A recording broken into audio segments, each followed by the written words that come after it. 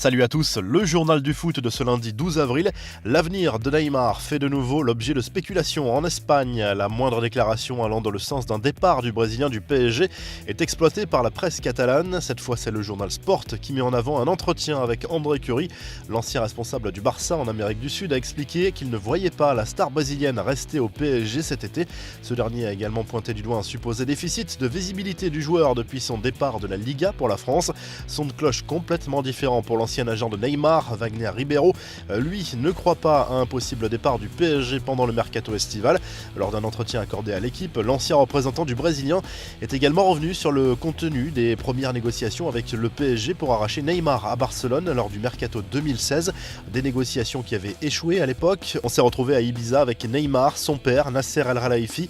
En plus d'un salaire incroyable, il allait lui céder un jet privé pour faire ses voyages entre l'Europe et le Brésil.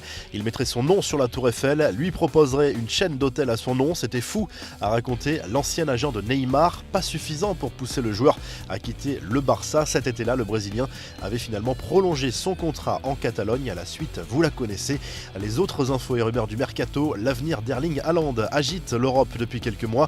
Annoncé au Real, au Barça, à City, à United ou encore à Liverpool, le buteur norvégien pourrait finalement rester à Dortmund, si l'on en croit le directeur sportif du club allemand. Nous avons comme plan très clair de débuter la saison prochaine avec Erling, a confié à Michael Zorc à une chaîne de télévision.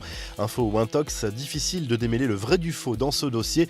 Enfin, Marcelo Bielsa bien parti pour rester à Leeds. Selon la Nation, le technicien argentin pourrait prochainement prolonger son contrat avec le club anglais de 2 saisons, soit jusqu'en juin 2023.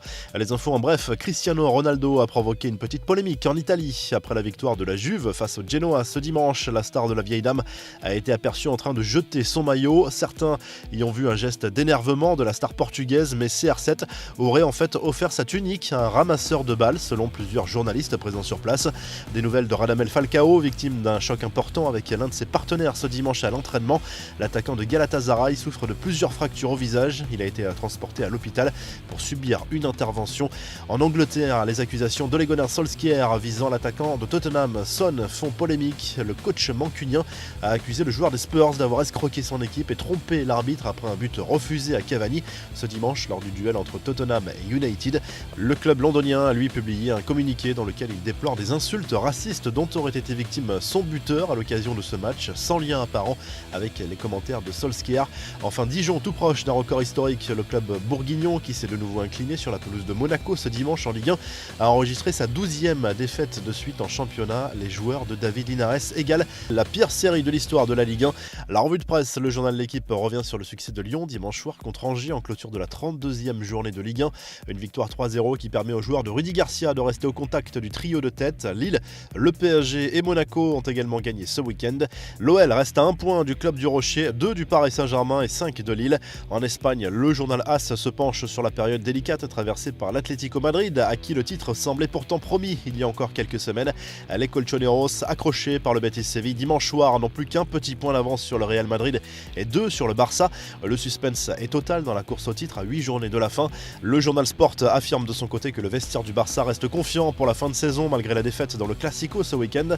Les joueurs de Ronald Koeman rêvent encore d'un doublé Liga Coupe du Roi. Et en Italie, Tuttosport évoque le probable sacre à venir de l'Inter Milan en Serie A.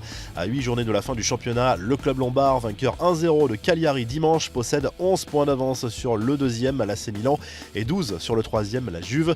Si le journal du foot vous a plu, n'hésitez pas à liker la vidéo et à vous abonner. Et à très vite pour un nouveau journal du foot.